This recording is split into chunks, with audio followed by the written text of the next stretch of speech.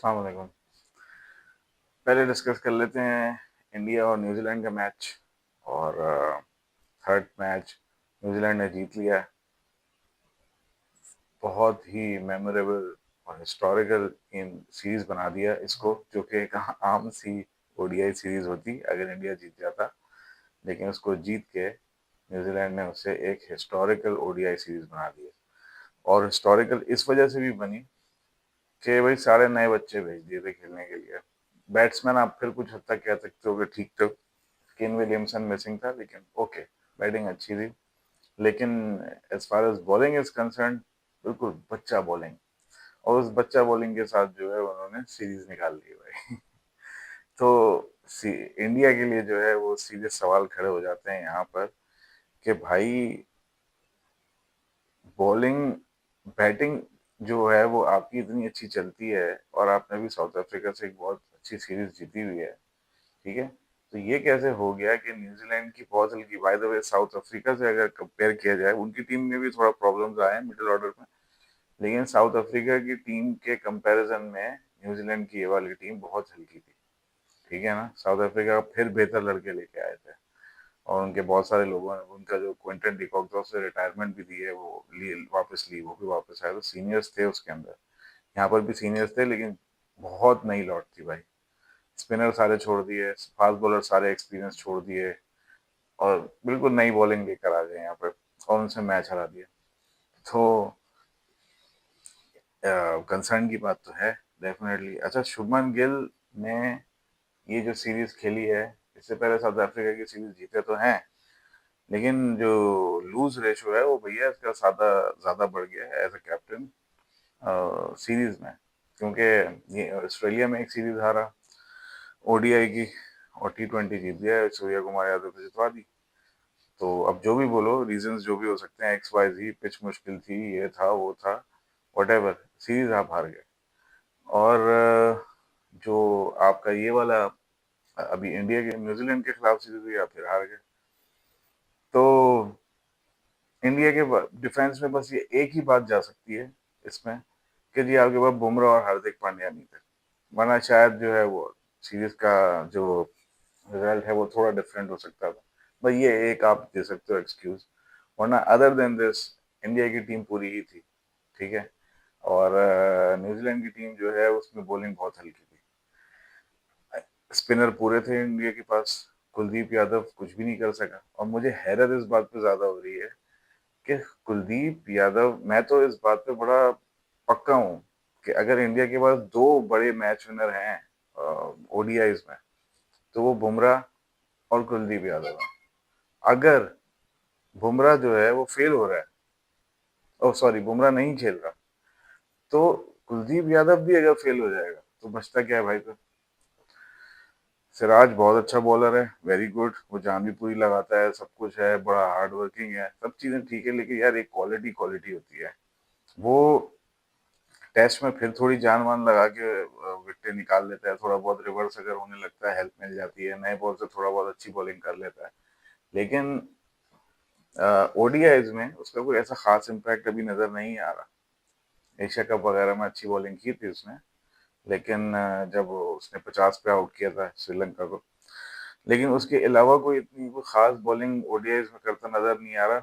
लेकिन चलो इस बात को भी साइड पे इसलिए कर लेते हैं कि वर्ल्ड कप सामने टी20 का लगा हुआ है, तो शायद उन्होंने भी इस चीज में ज्यादा कोई, इतना उनके लिए कोई हर्टिंग डिफीट नहीं है। अब आ जाओ भाई उस बंदे पे जिसने इस मैच को हारते हारते इंटरेस्टिंग बना दिया, उसका नाम है विराट कोहली। भाई क्या बैट्समैन है यार ये, क्या बताऊं, क्या बात करें इसके ऊपर और क्या ना करें। 70 के आसपास कोई 4 आउट, और विकेटें गिरती जा रही हैं, गिरती जा रही हैं। 6 आउट होने के बाद फिर आके जो है वो स्कोर दोबारा से लगना शुरू हो जाता है। और एक वक्त ऐसा आया था जब मतलब है कि 160 रन चाहिए 100 बॉलों पे, कोई भी नहीं कह सकता कि जीत सकते हैं, और 10 रन के ऊपर रन रेट चढ़ गया था। और उसके बाद एकदम से एक वक्त आता है जब 60 बॉलों 40 बॉलों पे 60 रन रह गए। इतना सफर तो तय कर लिया था इंडिया ने विराट कोहली के साथ। इट वाज, बस आप कह सकते हो कि वो एक 124 रन करने के बाद एक ऐसी मैजिकल नॉक खेलने वाला था जिसको रोक दिया बस न्यूजीलैंड ने। और वो एक ये, हालांकि विराट कोहली ने कोई पहली दफा नहीं 100 किया है, ना कोई उतनी बड़ी नॉक पहले खेली है। और ऐसा भी नहीं है कि चेज मैच से पहले नहीं जितवाया हुआ, बहुत दफा जितवाया हुआ है ओडीआई के अंदर। लेकिन ये नॉक जिस कॉन्टेक्स्ट में खेली जा रही थी ना ओडीआई के अंदर, टी20 में तो चलो आप फिर निकाल लेते हो गेम, ओडीआई के अंदर जो है ना, आपको 3 घंटे मैच बना के लेके चलना होता है। तो ये बड़ा मुश्किल काम है। टी20 में तो चलो ठीक है, एक जो मेलबर्न वाली हमारे खिलाफ नॉक खेली थी वो भी एक आउटस्टैंडिंग नॉक थी। उसे कोई पागल ही खेल सकता था, विराट कोहली टाइप का दीवाना टाइप का आदमी। वो वही किसी ने खेली, वरना और किसी के बस की थी नहीं वो। लेकिन मैं फिर भी ये कह रहा हूँ कि टी20 में चलो फिर एक अच्छा ओवर, दो अच्छा ओवर, आप गेम को आगे हाथ में ले लेते हो। ओडीआई में ऐसा नहीं होता भाई। ओडीआई में आपको कई कई ओवर्स, 20-20, 25-25 ओवर्स की गेम लेके आगे चलनी होती है। वो इसने लेके चला। और कितनी शानदार तरीके से पेस करता हुआ लेके चला है नॉक को। अपना भी स्ट्राइक रेट मेंटेन किया। ये नहीं है कि अपना स्ट्राइक रेट गिरा, बहुत तेज मारने गया विकेट दे दी, या सेट होने के चक्कर में स्ट्राइक रेट गेम ही हाथ से निकाल दी। बिल्कुल मैनेज करके 100 बॉलों पे 90 बॉलों पे 100 रन करके बिल्कुल सही स्ट्राइक रेट पे खड़ा हुआ था। तो एक तो अपने आप को सही मैनेज किया, दूसरा ये सामने वाले को भी खिलाता हुआ लेके गया। नीतीश कुमार रेड्डी, जिसे बल्ला ही नहीं खुल रहा था, आज विराट कोहली के साथ खड़ा हुआ 50 रन कर दिए। आज नहीं, मतलब जिस दिन मैच था। और उसके बाद फिर हर्षित राणा आया। हर्षित राणा अब एक ऑलराउंडर नजर आने लगा भाई, क्योंकि ये हर दफा आके 25-30 रन कर जाना, फिर इस मैच में आगे 50 रन मार देना, ये फ्लूक नहीं हो सकता। ठीक है, बैटिंग की समझ है इसको। और पंजाबी है, मेरा ख्याल है अच्छे बड़े बड़े छक्के भी मारता है। ताकतवर, बिल्ड बिल्ड वाइज बहुत स्ट्रांग है। तो मैं अगर इनकी बॉलिंग देख रहा था, तो इनका बॉलिंग ऑप्शंस बनते क्या हैं जो ये आगे कभी अगर खिलाएंगे टी20 में, ओ ओडीआई में। अभी तो खैर ओडीआई नहीं हो रहा, लेकिन वैसे ओडीआई में बनती क्या है बॉलिंग ऑप्शंस? एक तो हर्षित राणा है, एक सिराज है, एक अर्शदीप है, और शायद आगे बुमराह। तो ये चार जो ऑप्शंस बन रही हैं ना, अगर किसी बड़े टूर्नामेंट में से इनमें से कोई बेस्ट 3 उतारने हो अब, तो मेरा ख्याल है वो अर्शदीप, हर्षित राणा और बुमराह बनेंगे। सिराज नहीं बनेगा। सिराज क्यों नहीं बनेगा? क्योंकि ये जो नॉक खेल गया है ना अर्षित राणा, यहाँ से इसने बड़ा कॉन्फिडेंस दे दिया होगा पीछे कि भाईजान 140 बॉल वो मैं करता हूँ, और मैं नीचे से आके 30-40 रन करने वाला पूरा प्लेयर। यहाँ पर ये थोड़ा सा एज ले जाएगा शिवराज सिराज के ऊपर, मुझे पता नहीं क्यों ऐसा लग रहा है। अर्शदीप को शायद इसलिए रखा जाए क्योंकि एक ही लेफ्ट आर्म फास्ट बॉलर है, और बॉल अच्छा स्विंग करता है। और अब वो, मतलब उसका भी एक, जैसे शाहीन का हमारा रिकॉर्ड है कि वो शुरू में आके विकेट ले लेता है पहले ओवर में, उसका रिकॉर्ड हमसे पहले ओवर में विकेट लेने का हमसे बेहतर है, शाहीन से बेहतर है। तो मतलब ये बात भी समझने की है कि वो नए बॉल से बॉलिंग जानता है। और शायद नए बॉल का अभी इंडिया के अंदर सबसे अच्छा बॉलर अगर आप बोलोगे ना बुमराह के बाद, तो वो अर्शदीप ही है। सिराज नहीं है, हर्षित राणा नहीं है, अर्शदीप है वो। तो ये 3 बॉलर बनते हैं भाई मेरे हिसाब से, उनके जो बेस्ट बॉलर्स बनने जा रहे हैं आगे कमिंग फ्यूचर में। शायद बुमराह आगे नहीं हुआ तो फिर सिराज, लेकिन अगर बुमराह जब तक है तो बुमराह, हर्षित और अर्शदीप, ये 3 बनते हैं इनके ओडीआई के first front line fast bowler. तो ये तो एक बात हो गई इनकी, बहुत ही कन्विंसिंगली 40 रन पे हरा दिया। लेकिन जो मैच कहीं से इंडिया का लग ही नहीं रहा था, उस मैच को प्रीटी मच हलक में डाल दिया था इनके इसने, विराट कोहली ने। और वही काम जो हमारे साथ करता है, वही काम इसके साथ इन्होंने जो है वो न्यूजीलैंड के साथ कर दिया था। वैसे तो पाकिस्तान के साथ होता है, लेकिन इस बार न्यूजीलैंड के साथ कर गई है। तो खैर बहरहाल बहुत अच्छा मैच हुआ और न्यूजीलैंड ने हिस्ट्री क्रिएट कर दी है। वेल डन, ज़बरदस्त खेला। और इंडिया की टीम के लिए अब कंसर्न इस वजह से बढ़ते जा रहे हैं कि यार ये अपने होम ग्राउंड में मैचेस हारना शुरू हो गया। पहले कभी ऐसा होता नहीं था कि इतनी आसानी से मैचेस निकलते थे इनके हाथ से। न्यूजीलैंड को तो यूं मारते थे ये, तो न्यूजीलैंड से मैच हार रहे हैं और जबकि उनकी पूरी टीम भी नहीं है। तो कुछ चीज़ें हैं जिसको देखना ज़रूरी होगा न्यूजीलैंड के लिए और इंडिया के लिए। खैर भाई, आ जाओ फिर अब हमारी क्रिकेट पे।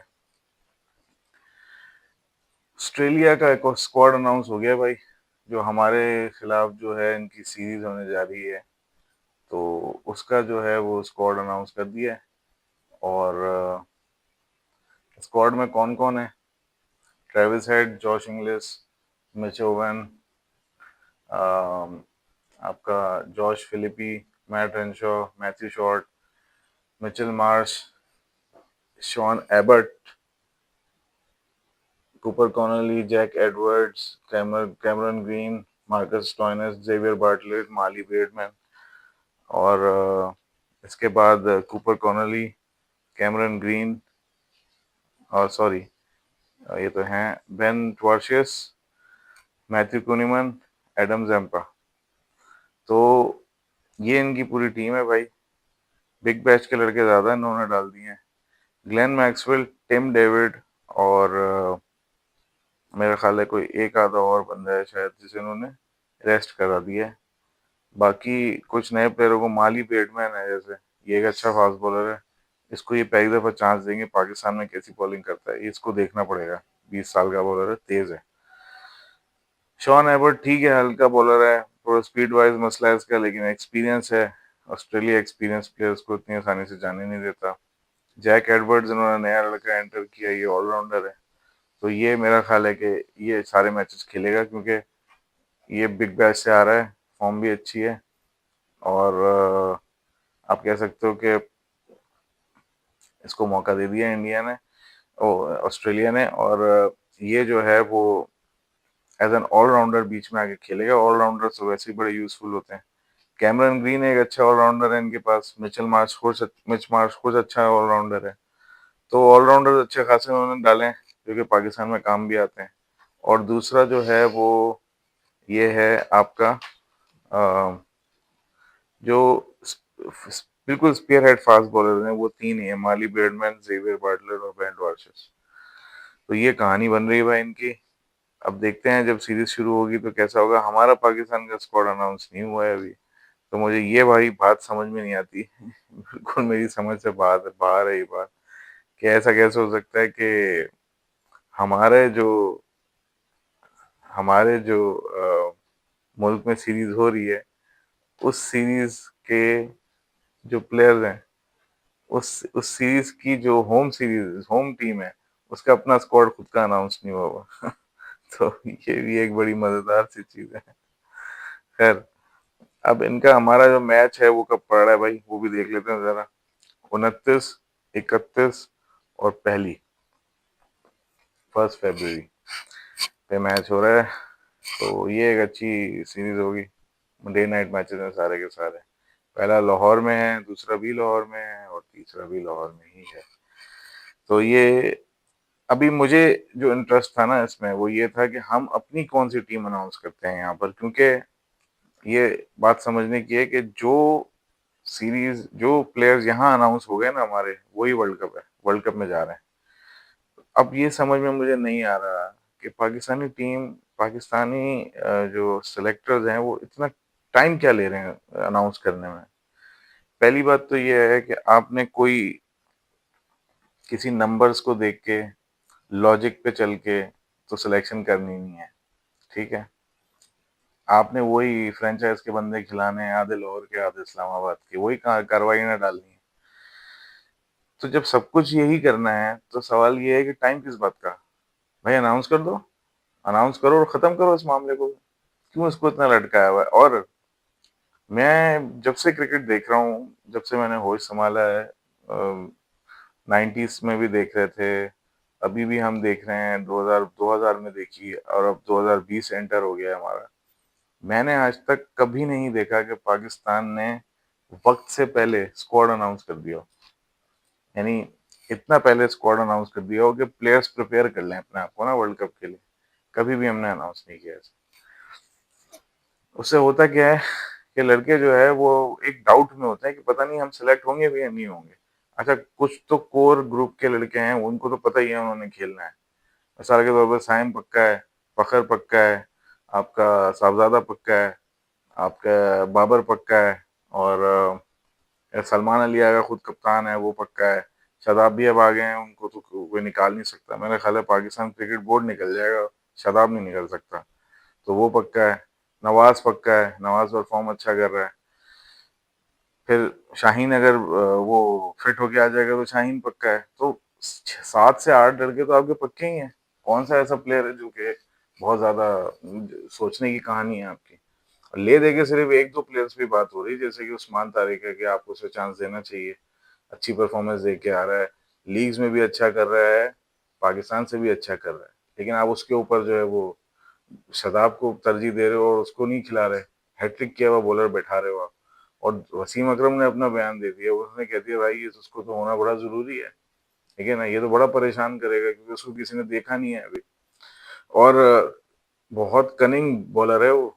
मतलब वो कोई एक तो ये कि पहली बात ये है कि हमारे यंग बच्चे आ जाते हैं ना 20-25 साल के, वो थोड़ा सा उसकी थोड़ी सी एज मेरा ख्याल है 28-30 साल की है।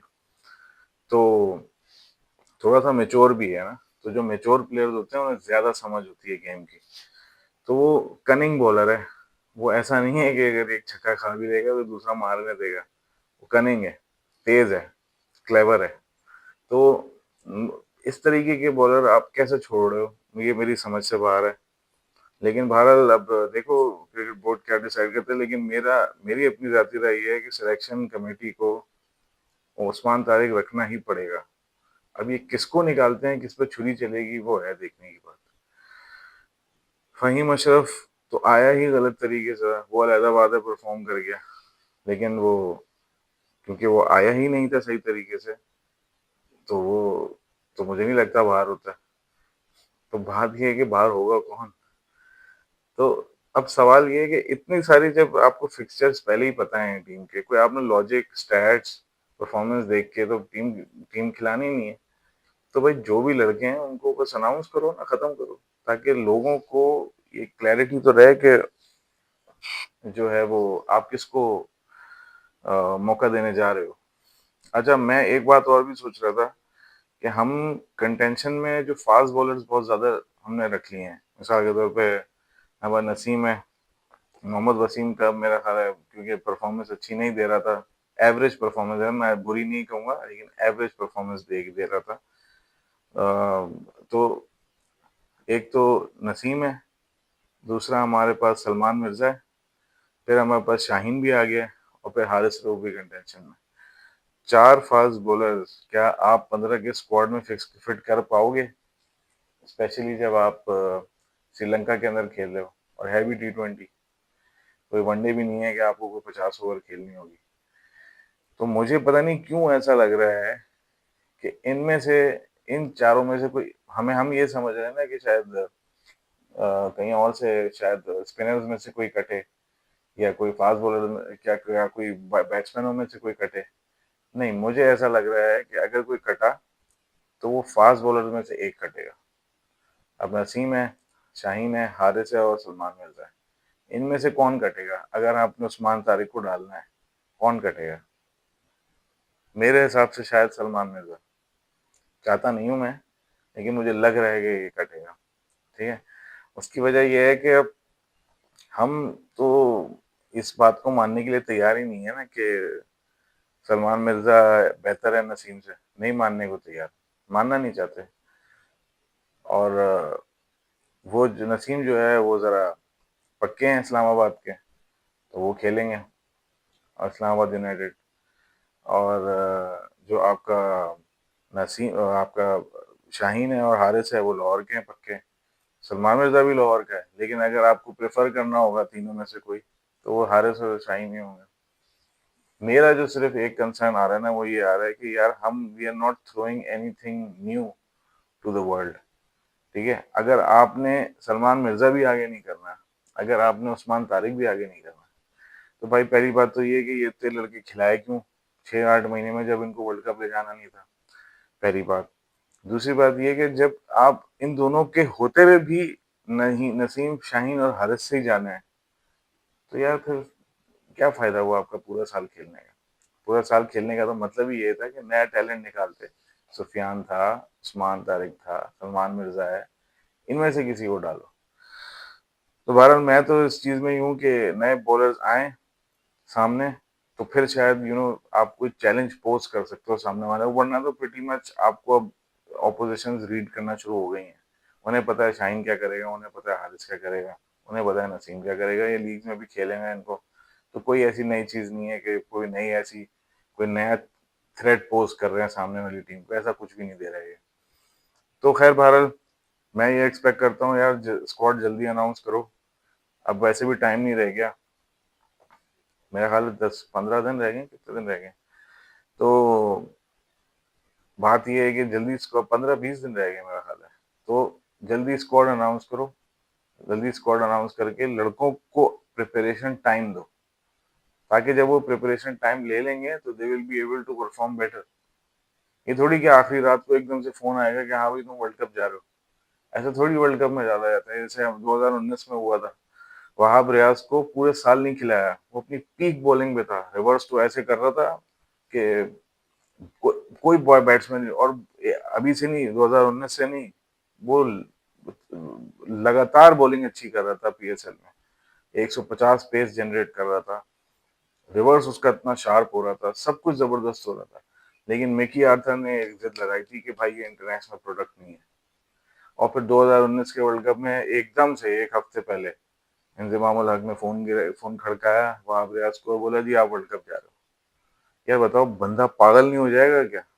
क्या वो एक डोमेस्टिक का कोई टूर्नामेंट वोर्नामेंट खेल रहा था कहीं छोटे मोटे अपने ग्राउंड्स में, स्टेडियम में, रात रात का, नाइट का, उसको एकदम से कॉल आती है या वर्ल्ड कप जा रहे हो, ठीक है? और उसकी जगह हटाया कि उसको जुनैद खान को निकाल दिया, जो पूरे साल खेला उसको निकाल दिया, और एक कॉल करके वहाब रियाज को ले गया भाई। तो यही चीज मैं ये बताना इसलिए चाह रहा हूँ कि ये कोई नई चीज नहीं कर रहे हैं हम यही करते हैं। उसके बाद फिर हम मासूमों की ख्वाहिशें कि यार वर्ल्ड कप ट्रॉफी कब उठाएंगे। मतलब दुनिया की सारे उसूल ज़ाब्ते तोड़ दो, सारे प्रोसेसेस तोड़ दो, और उसके बाद फिर बोलो जी हमें वर्ल्ड कप नहीं मिलता, हम वर्ल्ड कप कैसे उठाएंगे? वर्ल्ड कप तुम नहीं उठाओगे, मायूसियां ही उठाओगे, इस तरह अगर करना है तो। जो टीम, मैं इस बात पे टोटली बिलीव करता हूँ कि आपका जो डोमेस्टिक का टैलेंट है, वो पूरे साल के अंदर रोटेट होना चाहिए, चाहे कम लड़के, लेकिन रोटेट होना चाहिए बायलैटरल्स में। जब वो बायलैटरल्स में आके परफॉर्म करते हैं then they should be considered for the world cup. अगर वो परफॉर्म ना करें तो ना लो, लेकिन अगर परफॉर्म कर गए तो फिर उनकी जगह बनती है आगे वर्ल्ड कप में। इसी को प्रोसेस कहते हैं, ठीक है? और जो टीम्स ये फॉलो करती हैं उनकी टीम्स अच्छी बनती हैं। अब खैर बहरहाल मैं ये बस एक्सपेक्ट कर रहा हूँ कि यार जल्द से जल्द अनाउंस कर दो भाई, ताकि हमारे भी सर से एक चीज उठ रहे ना कि हम अभी इंतजार में, पूरी दुनिया ने अनाउंस कर दिया, इटली तक ने अनाउंस कर दी अपनी टीम, लेकिन अगर कोई मुल्क बैठा हुआ है सोच के कि जी अनाउंस किसको करना है, तो वो हम पाकिस्तानी हैं। बाबर पे फैसला लेना है, मुझे समझ नहीं आ रहा कि अब लीग की वजह से, मैंने लीग से पहले उसकी इतनी अच्छी हाइप बन गई थी। ठीक है वो लीग में अच्छा नहीं कर रहा, वैसे बाय द वे 3-50 इतने भी बुरी परफॉर्मेंस नहीं है, लेकिन हाँ बहुत अच्छी नहीं है, ठीक है एवरेज परफॉर्मेंस है, गुड है, लेकिन बहुत जबरदस्त नहीं है। लेकिन वो इस लीग से पहले जो फॉर्म कैरी किया हुआ था, पाकिस्तान के अंदर अच्छी बैटिंग कर रहा था, श्रीलंका के खिलाफ 100 मारा उसने ओडीआई में, और फिर उसने 50 रन करके साउथ अफ्रीका के खिलाफ अच्छी परफॉर्मेंस दी थी और जितवाया था गेम। तो वो जो हाइप कैरी कर रहा था इंटरनेशनल क्रिकेट में, उस बेसिस पे तो बाबर पे फैसला भी नहीं सोचना चाहिए कि लेना है या नहीं लेना, वो तो है ही है। मतलब लीग्स जो हैं वो कभी भी रीजन नहीं होती किसी को ड्रॉप करने, कोई भी परमानेंट प्लेयर को ड्रॉप करने का या खिलाने का। हाँ कंसर्न जरूर आप शो कर सकते हो, लेकिन ये थोड़ी हो सकता है कि लीग में अगर बाबर आजम बुरा करेगा तो बाहर कर देंगे उसको, ये अगेन ज्यादती है, ठीक है? मैं बार बार ये मिसाल देता हूँ, अगर हार्दिक पांड्या वर्ल्ड कप्स में बहुत अच्छा करता है इंडिया के लिए। अगर वो मुंबई इंडियंस से एक सीजन पूरा खेल ले, तो क्या इसका मतलब ये है कि इंडिया उसको अपनी T20 से ड्रॉप कर देगी? इससे बड़ी क्या बेवकूफ़ी होगी? और वो करेंगे, कभी भी नहीं करेंगे ड्रॉप। इसी तरीके से भाई, अगर कोई बंदा पूरे साल में या पिछले 3-4 महीने में अच्छे रन कर रहा है और वो जाके लीग में फेल हो रहा है, दैट डजंट मीन कि वो जो है वो आपके सिस्टम से आउट हो जाता है। लीग्स हैं, इंटरनेशनल क्रिकेट नहीं है, ठीक है? तो जब बाबर भी अगर ड्रॉप नहीं होगा, तो भाई फिर आप टाइम किस बात का ले रहे हो? जल्दी अनाउंस कर दो यार, खत्म करो इस झंझट को जो हमारे सरों पे पड़ी हुई है। खैर, इसके बाद एक और जरूरी चीज है भाई, जो कि एक मसला है जो खुले ही जा रहा है और रबर बैंड की तरह स्ट्रेच होता ही चला जा रहा है। वो है जी बांग्लादेश और इंडिया के मसले मसाइल क्रिकेट के अंदर। पहले तो मुझे ये एक बात सुन के बड़ा अजीब लगा, इससे पहले मैं इस पे बांग्लादेश और इस पे आऊँ, कि भाई यूएसए के जो पाकिस्तानी बॉर्न क्रिकेटर्स हैं, उनके वीजे रोके इंडिया ने। पता नहीं, शायद बाद में रिलीज भी हो गए होंगे। जाहिर बात है, कब तक रोक के रखोगे? क्रिकेट खिलानी है तो उनको तो बुलाना पड़ेगा।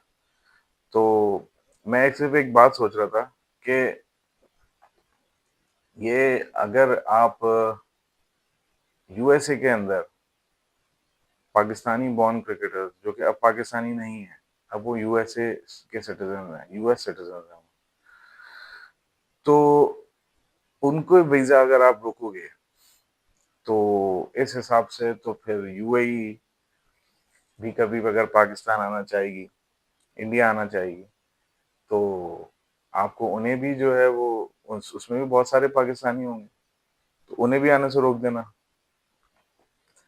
फिर इंग्लैंड में भी आपने आदिल राशिद और रेहान के वीजा रोक दिए थे। पूरी दुनिया हंस रही थी आप लोगों के ऊपर।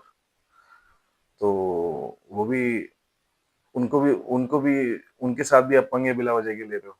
इंग्लैंड ईसीबी से भी ले रहे हो पंगे। अच्छा, ऑस्ट्रेलिया में उस्मान ख्वाजा था, चलो वो रिटायर हो गया, आपकी लग अच्छी है। लेकिन अभी नीचे और भी उनके प्लेयर्स होंगे जो पाकिस्तानी बॉन्ड हो सकते हैं।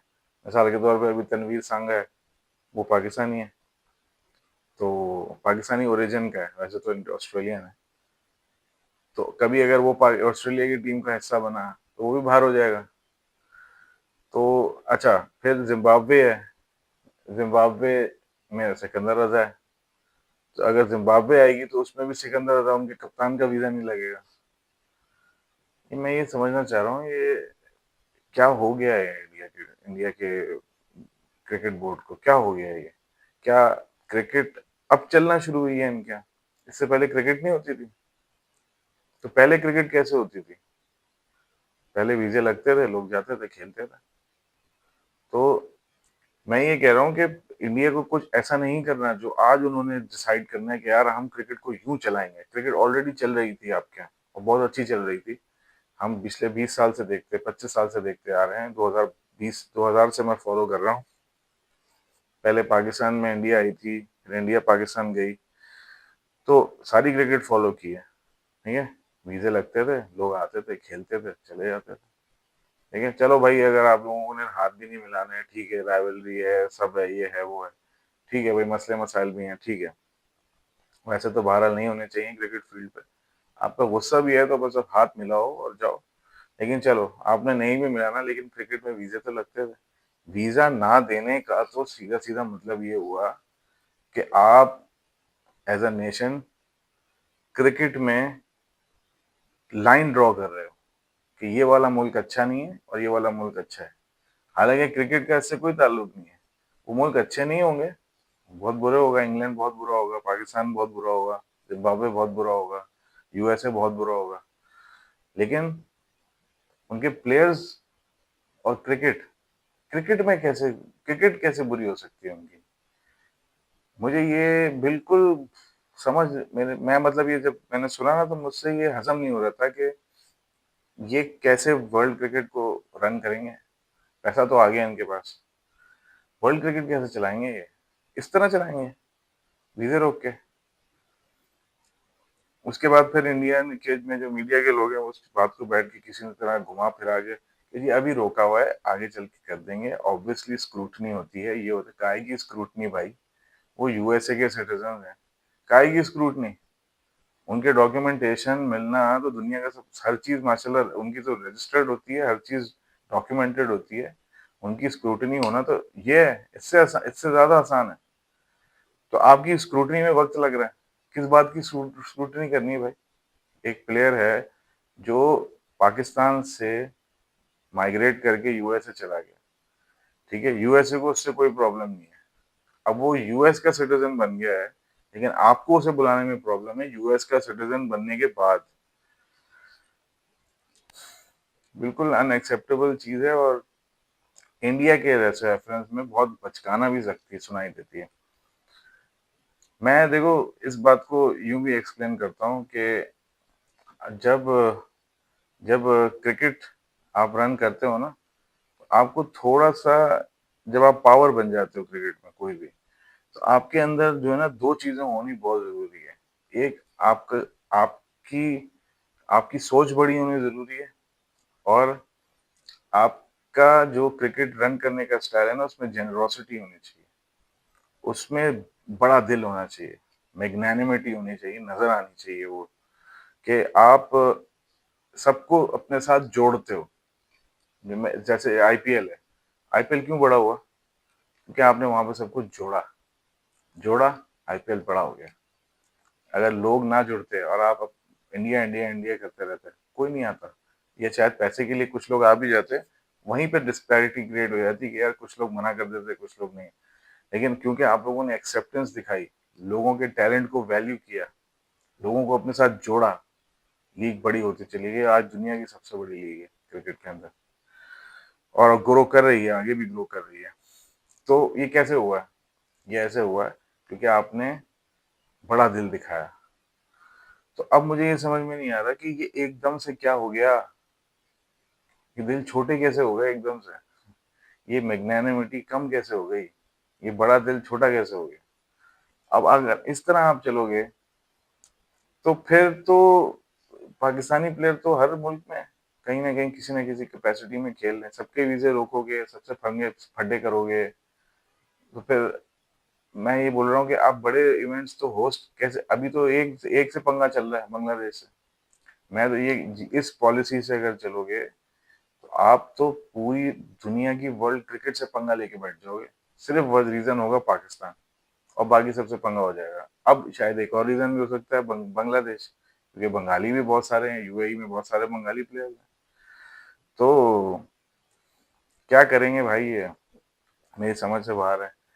अच्छा, अब जो जहां पर ये मामला इनका स्टैंड कर रहा है बांग्लादेश और इंडिया का, वो ये है कि जी इंडिया से ऑफिशियली बात होती है, बांग्लादेश से सॉरी, ऑफिशियली डिस्कशन करता है आईसीसी आके, और आईसीसी को बड़ा चिट्टा जवाब दे देता है अपना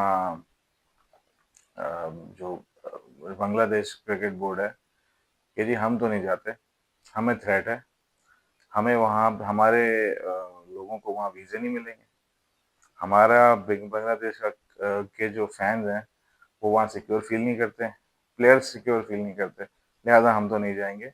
इट्स अ स्ट्रेट नो। अब जब वो नो कर दिया गया है तो आईसीसी ने बोला कि जी ठीक है, हम ये जवाब लेके अपने आईसीसी ऑफिशियल्स के पास जाते हैं, और फिर हम देखते हैं वहां से क्या फैसला निकलता है। अभी बात जो है वो आईसीसी के कोर्ट में चली गई है, और मेरा ख्याल है कोई 48 आवर्स के अंदर इन्होंने फैसला भी लेना है। अब उस दौरान बीच में जो गेम हुई है वो क्या हुआ है? वो ये हुआ है कि इंडिया ने वहां से एक शुरली छोड़ी अपने मीडिया में कि जी स्कॉटलैंड आ रहा है, बांग्लादेश जा रहा है, स्कॉटलैंड आ रहा है। आईसीसी ने कुछ नहीं कहा, स्कॉटलैंड आ रहा है बस, ये इन्होंने निकाल दी न्यूज, ताकि प्रेशर डले बाकी मुल्कों पे, बांग्लादेश पे। और इसके उससे जो है वो एक खौफ पैदा हो कि जी देखो आईसीसी बीसीसीआई तो कुछ भी कर सकता है आईसीसी में।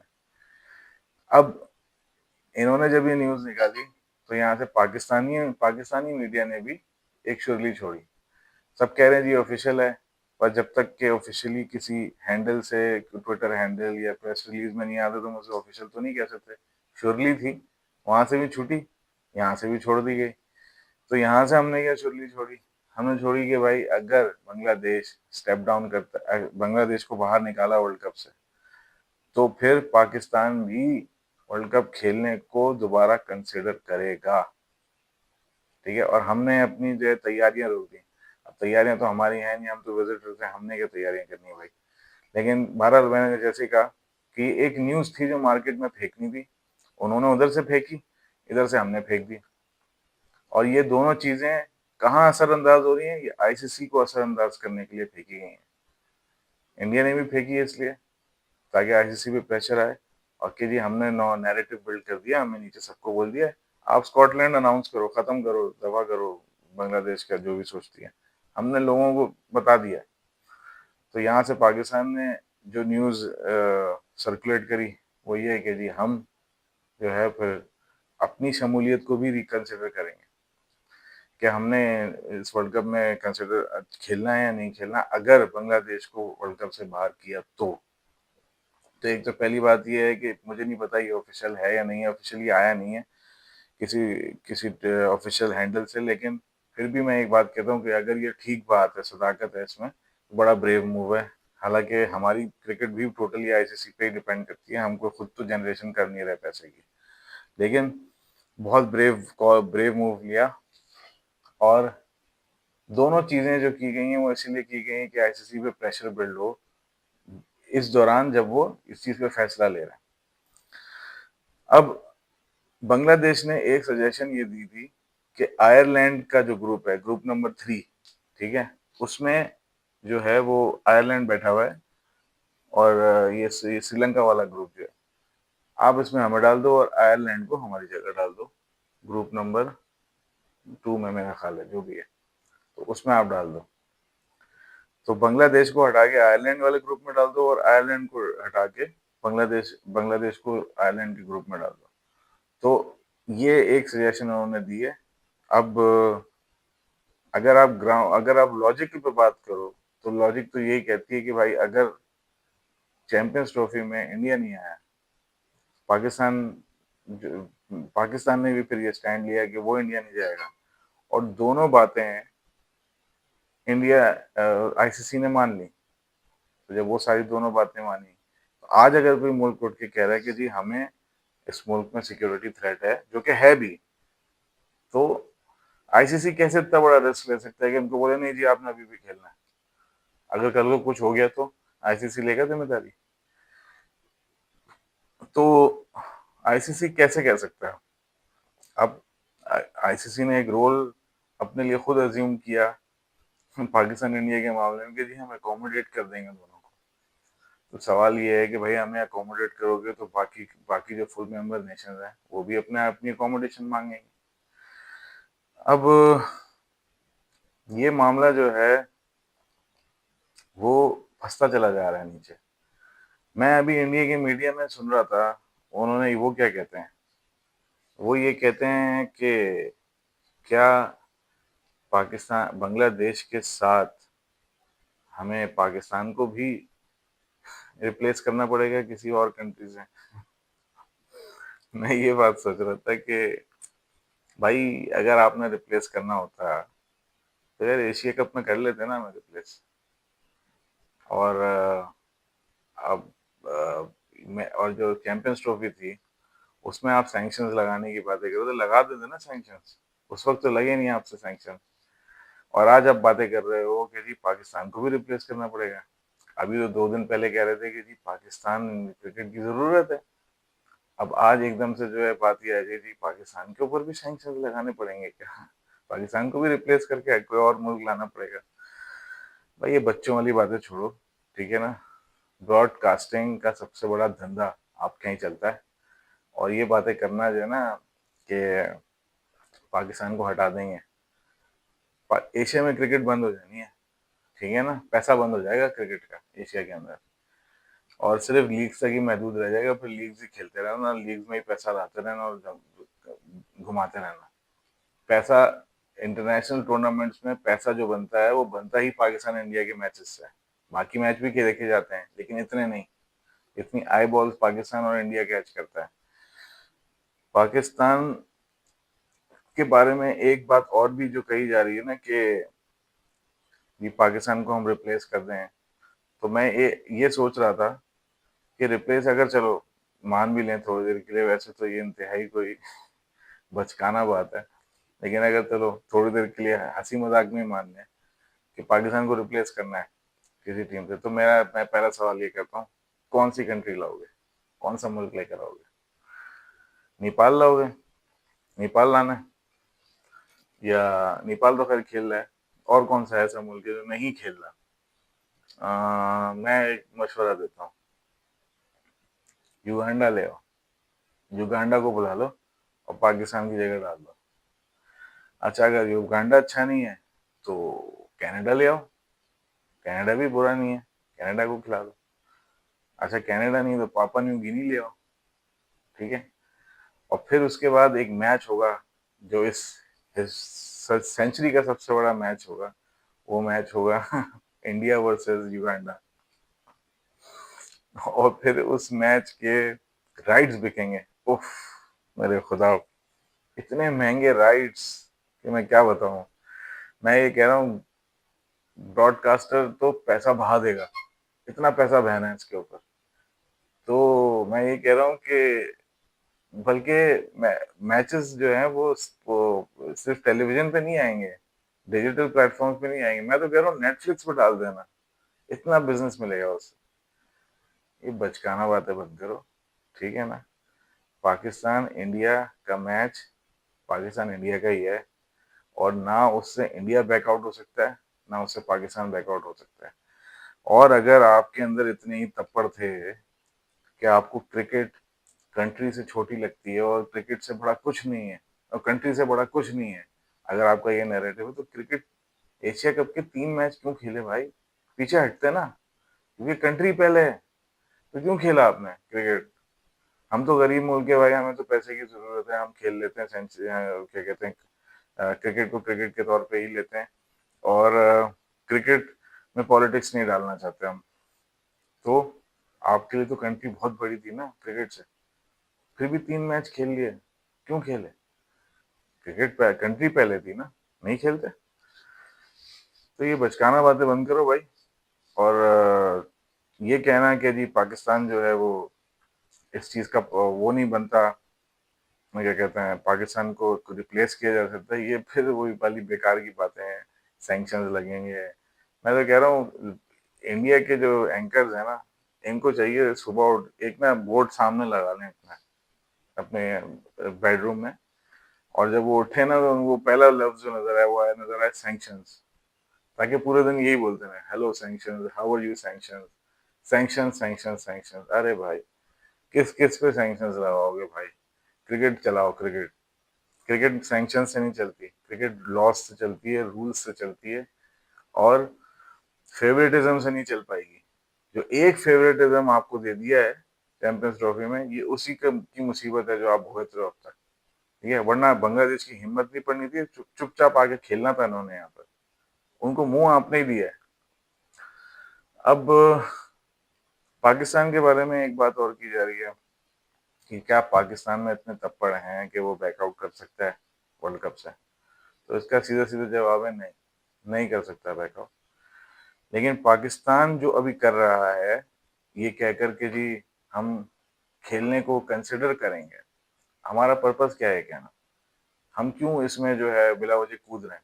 हम नहीं कूद रहे, हम सिर्फ और सिर्फ इस चीज पे एतराज उठा रहे हैं कि अगर बांग्लादेश को न्यूट्रल वेन्यू नहीं मिला, ठीक है, और हमें मिला है न्यूट्रल वेन्यू, और उसको इंडिया को न्यूट्रल वेन्यू मिला है, तो फिर क्रिकेट में इसका मतलब ये है कि फेवरेटिज्म आईसीसी की साइड से हो रही है, और जब आईसीसी की साइड से फेवरेटिज्म हो रही है, तो फिर यार जो जो मेंबर कंट्रीज हैं, उनका फर्ज बनता है कि वो आईसीसी को एटलीस्ट निशानदेही कराएं, या फिर एज अ प्रोटेस्ट विदड्रॉ कर लें।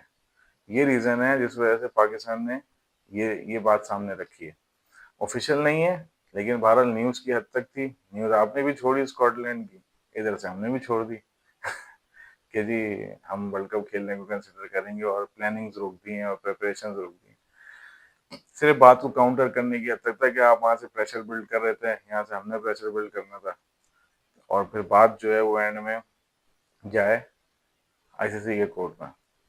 बस अब लास्ट में मैं इतनी सी बात करके अपनी वीडियो खत्म करूंगा कि आईसीसी क्या करेगा इसके ऊपर। मेरी अंडरस्टैंडिंग यही है कि इस मामले में इंडिया को डिसअपॉइंटमेंट होने वाली है। मुझे ऐसा लग रहा है कि ICC will not compromise logic and rules इस बुनियाद पे कि सिर्फ एक मुल्क को खुश करना है, नहीं कर पाएगा आईसीसी। बस मुझे ऐसा लगता है कि आईसीसी विल मेंटेन कि वो इस तरह की चीजें जो है वो इनको कोई लॉजिकल एंड में पहुंचाए। ये ना हो कि फेवरेटिज्म खुल के सामने आ जाए कि भैया हम तो इंडियन क्रिकेट काउंसिल नहीं रहे, अब हम इंटरनेशनल क्रिकेट काउंसिल नहीं रहे, अब हम इंडियन क्रिकेट काउंसिल बन गए। मुझे ऐसा लगता है कि ICC will draw a line, मुझे ऐसा लगता है। और इस सारे मामले में जो बांग्लादेश ने उठा दिया है, इस पे इंडिया को तकलीफ होगी बहुत ज़्यादा। ये मेरी अपनी रीडिंग है, गलत हो सकती है, लेकिन मुझे ऐसा लगता है कि डिसअपॉइंटमेंट फेस करनी पड़ेगी इंडिया को इसमें, क्योंकि लॉजिक और और जो ग्राउंड्स हैं, लॉजिकल ग्राउंड्स पे इंडिया जो है वो वीक नज़र आ रहा है यहाँ पे। और जिसकी वजह ये भी है, और जिसके सिम्टम्स ये भी हैं कि जो इनके एंकर्स वगैरह हैं, इनके जो इंडियन मीडिया के लोग हैं, वो अभी ये बात कर रहे हैं कि बीसीसीआई कुछ कर क्यों नहीं रहा। ये व्हेन यू से कि कुछ कर नहीं रहा, इसका मतलब ये है कि यू आर अंडरस्टैंडिंग कि we are at a weak position, Bangladesh is at a strong position. तभी तो आपको लग रहा है कि आपका मुल्क कुछ कर नहीं रहा, वरना वो तो जो कर सकते थे वो कर रहे हैं। पर बात जब जाके उसूलों पे फंस जाती है, रूल्स और लॉज पे जाके फंस जाती है, तो वहां पे जाके आप सिवाय इसके बोलें कि जी हमको हमारा बोर्ड कुछ कर क्यों नहीं रहा, और कुछ रह नहीं जाता आपके लिए। तो ये इटसेल्फ एक स्टेटमेंट जो है ये प्रूफ करती है कि आपको जो है वो लग रहा है कि कहानी दूसरी तरफ जा सकती है। और बांग्लादेश ने, मैं आखिरी बस बस एक ही बात बोलूंगा कि बांग्लादेश इस पूरे मामले को जीतती है या हारती है। इतनी बात होता है कि मैचेस दोबारा होंगे, और मेरे अंदाजे के मुताबिक न्यूट्रल वेन्यू पे होंगे, क्योंकि सिक्योरिटी मैटर्स पे आईसीसी अपने ऊपर जिम्मेदारी नहीं ले सकता, ये पॉसिबल नहीं है। अगर कोई मिसहैप हो गया, कोई बदमजगी हो गई, कोई मारपीट हो गई, कोई दंगे वंगे हो गए, फसाद हो गया स्टेडियम के अंदर, तो सारे का सारा ब्लेम आईसीसी पर जाएगा। ICC will not take that risk, मेरी जहाँ तक रीडिंग है, ये मेरी अपनी सोच है। तो मुझे ऐसा लगता है कि आईसीसी जो है वो इसमें दरमियाना और सही रास्ता ढूंढेगा, जहाँ से एकोमोडेट दोबारा से करना पड़ेगा इनको सबको, और फिर उसके बाद शायद ये कहीं रूल कोई तय करें कि जी अब ऐसा नहीं करेंगे, क्योंकि मिड प्रॉब्लम तो आप कोई उसूल नहीं बना सकते। तो इससे जब निकलेंगे तो फिर मेरा ख्याल है ये तय कर पाएंगे कि आइंदा से इस तरह की कोई चीज़ करनी है या नहीं करनी। और ये जो पॉलिटिकल थ्रेट्स किसी मुल्क में होना, इसको कैसे काउंटर करना है, इसका भी कोई ऐसे सीनियर सोल्यूशन निकालना होगा, क्योंकि कल को तो फिर कोई भी उठ के आके ये बात दोबारा कर सकता है। तो इस बार मुझे ऐसा लग रहा है कि Bangladesh will take the lead in this problem. देखते हैं 48 आवर्स का टाइम है, क्या इसका हल निकलता है। बाकी आज की वीडियो बस यहीं तक है। वीडियो को लाइक कर लीजिएगा, चैनल सब्सक्राइब कर लीजिएगा। कल मिलते हैं, अल्लाह हाफिज़।